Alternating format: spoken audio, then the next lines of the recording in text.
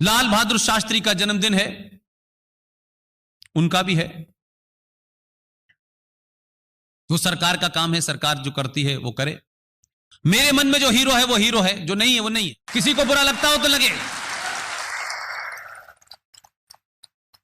और दुनिया का कोई कानून मुझे अपना हीरो चुनने में मेरे लिए बाधा नहीं बन सकता कि ये कानून है, इसको हीरो मानूं। मैं नहीं मानता। मेरा हीरो सुभाष चंद्र बोस है, मेरा हीरो सावरकर है, शिवाजी है।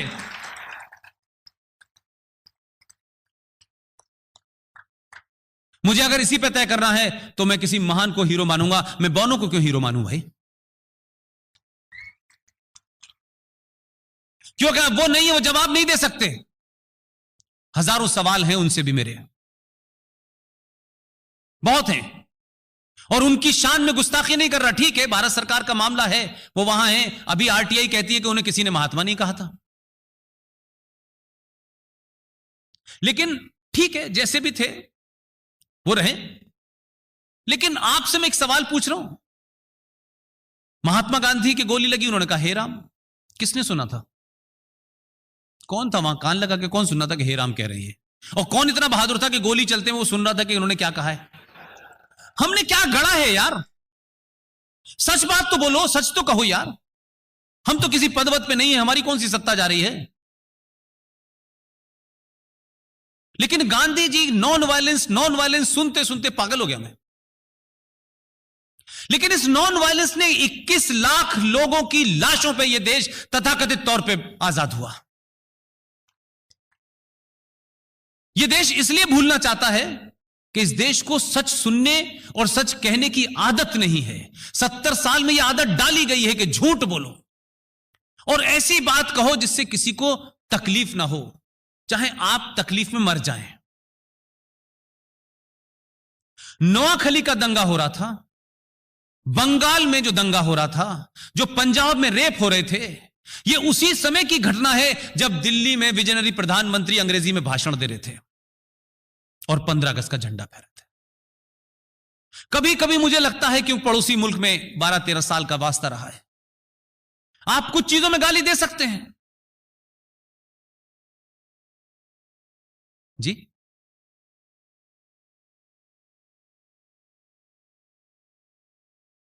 ये आजादी का झंडा जब फहराया जा रहा था 14 अगस्त 1947 को, पाकिस्तान के बारे में आप कोई भी राय बनाएं, लेकिन जो बात किसी ने की उसकी तारीफ करनी चाहिए। हमारे यहां क्या हुआ? यह कहा गया कि तिरंगा तो लहरेगा लेकिन यूनियन जैक को हटाया नहीं जाएगा। बड़ी मिन्नतें की गई। जिनको ट्रांसफरों की पावर मिली थी उनको लगा कहीं बाद में तो मैं अकेला रह जाऊंगा, ये तो बचाने आएंगे नहीं मुझे।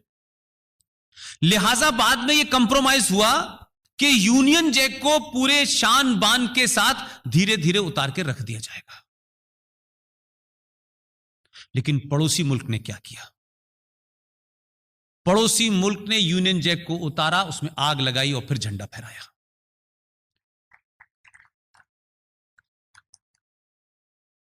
इसी तरीके से आपने सिर्फ यह नहीं किया, आपने उस झंडे के बाद जो तथाकथित आजादी थी, जिन लोगों से आजादी लेनी थी, वो लोग आपके 48 तक यहां मौजूद थे। भारत के अंदर भी माउंटबेटन मौजूद थे और पाकिस्तान में भी थे, और दोनों सेनाओं के चीफ थे और हम लड़ रहे थे। और उन्होंने पीछा तो हमारा 71 तक नहीं छोड़ा। जब माउंटबेटन की डेथ हुई तो इंदिरा गांधी ने भारत की सेना की एक टुकड़ी भेजी उन्हें सैल्यूट देने के लिए कि उनके पिताजी की। हम तो कमाल का काम किए। ये देश कैसे चल रहा था यार? इसलिए मैंने एक पूरी क्रोनोलॉजी बनाई कि सुभाष चंद्र बोस 21 अक्टूबर 1943 के अंदर आजादी की घोषणा करते हैं, सिक्का चलाते हैं, करेंसी चलाते हैं, बैंक चलाते हैं। दुनिया की 11 देश उनको मान्यता देते हैं, जिसमें यूएसएसआर भी है। अब इसको मैं कॉन्स्पिरेसी न कहूं तो क्या कहूं कि एक शख्स 43 के अंदर मोइरान में आता है, पूरे नॉर्थ ईस्ट पे कब्जा कर लेता है, झंडा फहराता है, शौकत मलिक से कहता है आप जाइए दिल्ली के अंदर झंडा फहराइए, और वो आदमी भी गायब हो जाता है। और 47 आते आते सुभाष चंद्र बोस पता नहीं कहां चले जाते हैं, आज तक थ्योरी पता नहीं चलती। ये तो भला हो कर्नल RSN सिंह और GD बख्शी जैसे लोगों का, इस लड़ाई को लड़ा, लड़ने के बाद जो तथ्य हैं वो असल बात है, इंपॉर्टेंट। सरकार बदली वो अपनी जगह है, लेकिन सरकार जिन बुनियादों पे बदली है, सरकार को हम 1 मिनट के लिए नहीं छोड़ने वाले हैं। जिस एजेंडे पे लाए हैं उससे एक कदम इधर से उधर नहीं होने देंगे। यह जिम्मेदारी आपकी है। वोट देकर के सत्ता में बैठाने के बाद जो लोग सो जाते हैं वो फिर 1000 साल तक गुलाम रहते हैं। पूरी ताकत के साथ सुभाष चंद्र बोस का केस लड़ा हम लोगों ने, साल भर में तमाम दुनिया के डॉक्यूमेंट से लाके प्रूफ कर दिया। आपके प्रधानमंत्री ने एक्सेप्ट किया, माना, तमाम तथ्यात्मक साबित हो गए, और देश में पहली बार, आज अक्टूबर है, यह ध्यान रखिएगा, पिछले अक्टूबर को भारत का प्रधानमंत्री 21 अक्टूबर को लाल किले पे जाता है और दोबारा से झंडा फहराता है।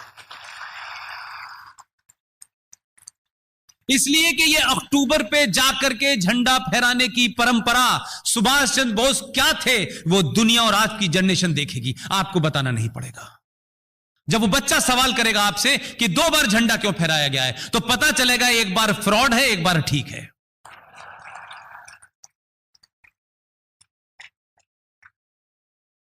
तो सुभाष चंद्र बोस चले गए, तब वो प्रधानमंत्री बन पाए।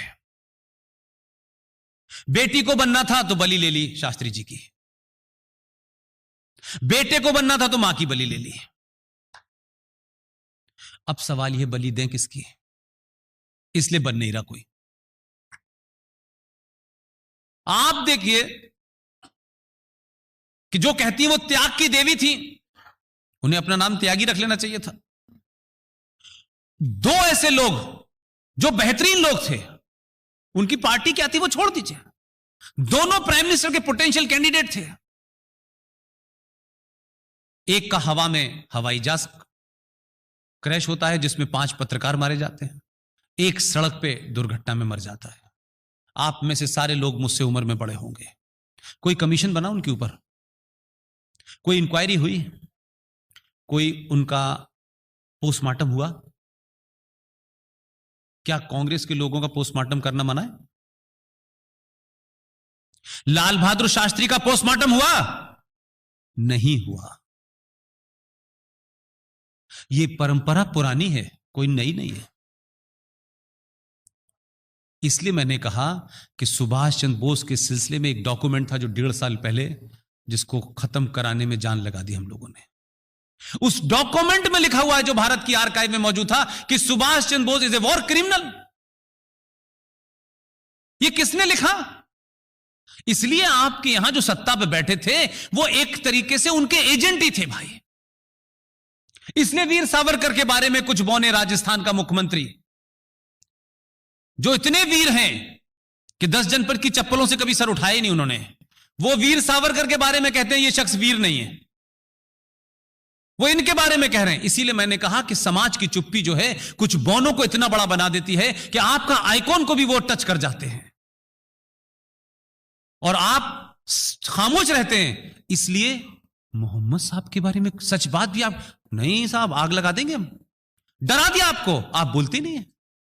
इसलिए लोग, एक हैदराबाद में जोकरों की सी टोपी लगाने वाला आदमी, हर 6 महीने के बाद उसे 15 मिनट चाहिए होते, हर 6 महीने बाद बोलता रहता हूं। हम कहते हैं ये ख्वाहिश बंद कर दो, किसी दिन ख्वाहिश पूरी हो गई, मत, ऐसी कोई ख्वाहिश मत करो जो ये देश पूरी करने के लिए आतुर बैठा हो। ब्लेम भी नहीं करोगे तुम हमें कि हमने तो तुम्हारी ख्वाहिश पूरी की भाई। वहां पे भी उस आदमी ने जब सीता माता के लिए कहा, जब रामचंद्र जी की मां के लिए उसने सवाल किया, इस देश में कोई बोला नहीं। हमारी सेंसिटिविटी इतनी मर चुकी है, और अपनी चीजों के प्रति सेंसिटिविटी मर चुकी है, लेकिन दूसरे के बारे में हम बहुत सेंसिटिव हैं। इधर से जुलूस मत निकालो, इधर लोग नमाज पढ़ रहे हैं। अब स्थिति आपकी ये कर दी कि जुलूस ही नहीं निकाल पा रहे आप। तो सरकारें जुलूस निकालने के नहीं आती हैं। आपकी महाराष्ट्र की पुलिस का एक किस्सा आपको बता देता हूं। महाराष्ट्र की पुलिस बड़ी तेज तर्रार मानी जाती है, बड़ी प्रोफेशनल पुलिस है। बॉम्बे हाई कोर्ट ने एक ऑर्डर पास किया है कि बॉम्बे के अंदर, महाराष्ट्र के अंदर कोई भी गुरुद्वारे पे, मंदिर पे, मस्जिद पे लाउड स्पीकर नहीं बजेगा। ये बॉम्बे हाई कोर्ट का ऑर्डर है, मेरा ऑर्डर नहीं है। जिस महिला ने पीआईएल डाली, तहलियानी साहब जज थे, उन्होंने यह फैसला दिया। फैसला इंप्लीमेंट कौन करेगा? पुलिस करेगी। वही महिला 6-7 महीने बाद एक थाने में गई, उन्होंने कहा कि ये आपके बॉम्बे हाई कोर्ट का ऑर्डर है, मैं बॉम्बे में रहती हूं, मेरे घर के चारों तरफ 7 मस्जिदें हैं, 15 मिनट के इंटरवल से ये शुरू होते हैं, 1.25 घंटे तक ये चलती है। तमाम सारे बच्चे कॉल सेंटर में नौकरी करते हैं, वो 4-4 बजे सोते हैं, उनकी नींद टूट जाती है, ये बंद होना चाहिए। उस आदमी ने, उस थाने के एसएचओ ने मैडम के पैर पकड़ लिए, कहा बहन जी आपको निजी तौर पे कोई समस्या है, मैं ठीक कर दूंगा, लेकिन अगर इस ऑर्डर को लागू किया तो बॉम्बे में आग लग जाएगी। ये आपकी व्यवस्था के अंदर जो लोग बैठे हैं उनके अंदर डर पैदा कर दिया है। आपका मजाक कोई उड़ाए, आपके किसी कानून की धज्जियां उड़ाए, तो आपको फर्क नहीं पड़ता, क्योंकि आपको एक लंबे समय से डरा के रखा गया है। जब आपने डरना छोड़ दिया तो अब जम्मू कश्मीर में कह रहे हैं कब छोड़ोगे हमें। अब पूरी दुनिया आपसे डर रही है। अब उनकी यह समझ नहीं आ रहा कि आखिर ऐसा क्या कर दिया इस आदमी, जिसे हम मुसलमानों का कातिल कहते थे, कि सारा अरब वर्ल्ड इसे अपने यहां के हाईएस्ट सम्मान से नवाज रहा है, सब उसे एक से एक अवार्ड दे रहे हैं। तो मैं बार बार यह बात आपसे क्यों कह रहा हूं, अगर स्थायी शांति चाहिए तो स्थायी तौर पे शक्ति का प्रदर्शन कीजिए। बिना शक्ति के प्रदर्शन के कहीं दुनिया में शांति नहीं होती। जो लोग शांति मांगते हैं वो कटोरा लेके घूम सकते हैं, शांति नहीं मिलती है। शांति गरीब आदमी को मांगने का अधिकार नहीं है। 9/11 किया, ना यूएनओ से पूछा, ना अपनी पार्लियामेंट से पूछा, ना फौज से पूछा, 2 मुल्क को निपटा दिया। यहां सवाल हो रहा था 70 दिन से, जाएं न जाएं, हम करें न करें, उड़ी जाएं नहीं जाएं, इधर से जाएं उधर से जाएं, बातचीत। 70 साल से भारत पाकिस्तान के बीच में बात हो रही है। यह दुनिया की गिनीज बुक में सबसे लंबी बातचीत है। हर तरीके से हो चुकी बातचीत, लेकिन बातचीत का एंड नहीं हो रहा। इसीलिए मैंने कहा कि ब्राजील की टीम जो है वो बोरीवली से हार जाएगी। जो तमाम बड़े बड़े डिप्लोमेट और रॉ के चीफ पुराने बैठे हुए थे, वो बाप रे बाप ऐसा ऐसा ज्ञान देते थे, लगता था पता नहीं क्या हो जाएगा। इस आदमी ने उठा करके किताब बाहर फेंक दी, उनका हो गया, चलो खत्म करो शाम को। तो किसी चीज के हल करने का तरीका कभी कभी बड़ा हाई फंडा नहीं होता है, इसमें ये डालिए वो डालिए, उन्होंने कहा भाई ये हो गया, ये बन गया, वह खा लो खाना। तो कितनी देर, कितने सारे बारीकियां थी कि राज्यसभा में आपका बहुमत नहीं है और वहां नहीं है बहुमत, और ये कैसे होगा और वो कैसे होगा और ये हो जाएगा। कुछ नहीं होगा, सब ठीक हो गया। अब जो लोग बारूद की बात कर रहे थे कि बारूद है, जो इसे छुएगा वो जल जाएगा, वो मोहतरमा कहां जल रही है उनका पता नहीं चल रहा। वो सुबह शाम इस चिंता में क्या करें, नेट काम नहीं कर रहा, अब तो घर से बाहर भी बात नहीं जा रही। इसलिए मैंने कहा ये जो शक्ति का प्रदर्शन है, इसको निजी तौर पे भले ही न करें, लेकिन राष्ट्र को चलाने वाले लोग, उन लोगों को शक्ति का सार्वजनिक प्रदर्शन करना चाहिए।